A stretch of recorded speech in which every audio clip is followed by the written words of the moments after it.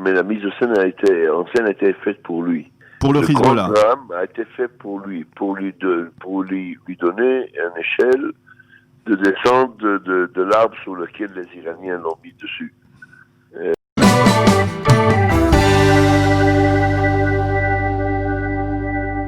Colonel Mirdan, bonjour, Boker Tov. Alors la semaine dernière, lorsque nous nous sommes parlé, après justement ce qui s'est produit dans la région de Damas, cette attaque imputée à Israël, eh bien vous étiez certain d'une réaction du Hezbollah et vous nous aviez même parlé du début de semaine. Effectivement, concrètement, vos informations étaient extrêmement fondées puisque on a vu que le Hezbollah a lancé une opération, en tout cas il a tenté de lancer une opération hier à partir du territoire libanais vers le nord du pays. Alors je voudrais que vous nous expliquiez d'abord, qu'est-ce qui s'est passé? Est-ce que vous comprenez ce qui s'est passé hier? Est-ce que c'est possible que, comme l'affirment certains quotidiens israéliens ce matin, les Israéliens aient délibérément tiré sans vouloir neutraliser, on va dire, ces terroristes? Il faut savoir ce qui s'est passé hier déjà. Est-ce que c'est une nombre de personnes qui sont venues pour ramasser de l'intelligence, pour collecter des informations? Est-ce qu'ils sont venus pour créer une infrastructure de quelque chose? Est-ce qu'ils sont venus pour attaquer? On ne sait pas. Le Ardov, c'est une région très mystérieuse et très compliquée. Il n'y a pas de barrière, il n'y a rien, il n'y a que de forêt. Donc, il n'y a pas de barrière dans la région de Ardov, ce que l'on appelle les fermes de Shabbat. Il n'y a pas de barrière entre le Liban et... Rien du tout. Il y a que le forêt, il est très difficile, il est très dur à passer. Et c'est tout. Donc, il n'y a que les moyens électroniques et physiques qui sont là-bas pour éviter des choses. Mais c'est une région très difficile à bouger, donc, vous savez. Alors, vous, quel est votre avis? Est-ce que c'était la riposte que le Hezbollah voulait effectuer, ou alors c'est une sorte d'appât pour l'armée israélienne pour voir comment est-ce qu'il y a une vigilance de la part des forces israéliennes ou pas? Non, pas du tout. Je crois que comme j'ai dit au début de la conversation, il faut tout d'abord savoir est-ce qu'il s'est passé quelque chose. Est-ce qu'il y a eu des gens de Hezbollah dans la région?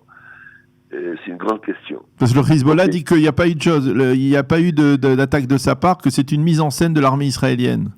Très possible, mais la mise en scène a été faite pour lui. Pour le Hezbollah. Le programme a été fait pour lui donner une échelle de descente de l'arbre sur lequel les Iraniens l'ont mis dessus. Parce qu'en ce moment, ces derniers temps, il est sous une grande pression d'effectuer une attaque contre Israël de Liban. Et lui, il refuse. Il est très déchiré entre sa position de Libanais, nationaliste, et sous-fif de iranien. Et je pense qu'Israël lui donne un peu de l'aide pour pouvoir s'en sortir de la situation délicate qu'il est dedans. C'est quand même assez étonnant. Ouais, très étonnant, je sais. Vous savez, je vous dis toujours des choses étonnantes. Oui, c'est vrai. Ouais, mais rien que pour vous dire que il y a une semaine, une délégation de très haut niveau iranienne est venue à Beyrouth. Vous vous souvenez l'avion civil qui a été approché par des avions américains? Oui, bien sûr. Alors ce civil a porté 26 personnes de le remplaçant de Soleimani et toute son équipe. Ils étaient à bord. Ouais. C'est pas un avion civil, simple, oui, anodin. Voilà, il a atterri à Beyrouth, et alors qu'il avait des armements, il avait des choses à l'intérieur. Très intéressant cette histoire. Mais ils sont venus à Beyrouth pour menacer Nasrallah. Ils sont venus physiquement rester avec les gardiens de la révolution sont venus menacer Nasrallah et lui demandant d'agir? D'agir de Liban. Il était prêt à agir, mais il voulait agir de la Syrie. Ils lui ont dit non. Vous voulez agir de la Syrie, pour nos auditeurs, Meir, de la Syrie à partir du Golan syrien vers le territoire israélien, le plateau du Golan, quoi. Voilà. Ok, et c'est là où il y a eu une grande histoire, et finalement, il se trouvait dans une situation très très délicate, où il a besoin de faire quelque chose. Alors, à nouveau, je répète, est-ce que quelque chose s'est passé hier ou pas? Toute la réaction israélienne a été vraiment quelque chose d'extraordinaire. Vous savez, l'artillerie, les chars, les avions, enfin, le nombre de forces qui est monté au nord, quelque chose vraiment extraordinaire, alors qu'aucune tir qui a été fait de l'autre côté, sur nous. C'est très, très intéressant. À mon avis, nous sommes tous acteurs dans une grande scène. Attendez, alors si vous dites cela, il y a quand même, si effectivement c'est une sorte de mise en scène de la part d'Israël pour venir en aide d'une certaine manière, essayer d'aider le Hezbollah, ce qui peut paraître assez stupéfiant, bien est-ce que quelque part il n'y a pas là une atteinte à la force de dissuasion de l'armée israélienne? Pas du tout, ça n'a rien à voir. La force israélienne, elle est très connue, elle est très claire. Et je vous rappelle que ce monsieur, ça fait 14 ans, il est dans un bunker. En 14e étage souterrain, donc ça va, c'est pas... La dissuasion, elle est toujours présente, elle est là, elle a grandi depuis, et puis la sienne aussi d'ailleurs, il a accumulé quelques 200 000 missiles. Mais bon, vous savez, il y a une grande question, Daniel, sur tout ça. Est-ce que on risque d'avoir un événement du côté nord? La réponse est clairement oui. Et même, ça peut se passer demain. Vous savez, on vit dans un quartier un peu fou. Enfin, pas un peu, beaucoup. Oui. Alors, n'importe quoi peut faire une dégradation de la situation et nous amener dans une très mauvaise tournure. Je vous rappelle la Deuxième Guerre de Liban, personne a osé imaginer cette situation, elle a été. Alors, mais pour l'instant, c'est très clair que pour le Hezbollah, c'est pas dans ses ambitions. C'est-à-dire qu'aujourd'hui, il peut y avoir une situation où l'État d'Israël ne veut certainement pas une escalade de la violence, mais pour éviter une escalade de la violence, il est prêt à mettre en scène, on va dire, une situation particulière pour... Bien sûr. On n'a pas besoin de lui parler pour... C'est pas, je m'excuse, mais dites-moi si je me trompe, mais on a le sentiment, c'est pas tellement le style de Aviv Kochavi, du chef d'état-major de Tzahal aujourd'hui, n'est-ce pas? Est-ce que je me trompe? D'abord, oui. Vous vous trompez parce que Aviv Kochavi, il est issu de l'intelligence. Il vient de là. Ah. Ok, lui, il a été... Et c'est lui qui a... Enfin, on ne va pas en parler de ça maintenant, mais... Il est metteur de grandes opérations très intelligents et très originaux. C'est un grand stratège, il voit très loin, très large. Alors, mettre une mise en scène comme hier, c'est vraiment quelque chose d'extraordinaire. Alors que c'est pas l'histoire de l'ambulance de l'époque que les poupées ont été déclarées quelques heures après. Non, c'est très sérieux ce qu'il fait. Mais bon, vous savez, la situation était tellement tendue que Hezbollah devait faire quelque chose. Israël devait réagir par rapport à sa situation. Et voilà.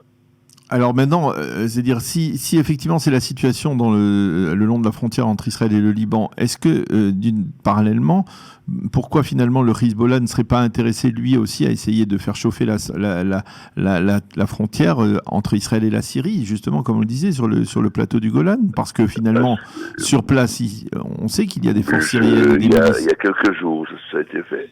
Et rien ne dit que ça se répétera pas demain ou aujourd'hui ou dans 5 minutes. Ça peut arriver à chaque seconde. À chaque seconde, ça peut arriver et ça peut être la tournure d'ailleurs. Ça peut être ce qui va baisser la tension du côté du Liban. Vous nous disiez la semaine dernière, on parlait justement de ce qui se passait, de ces explosions en Iran.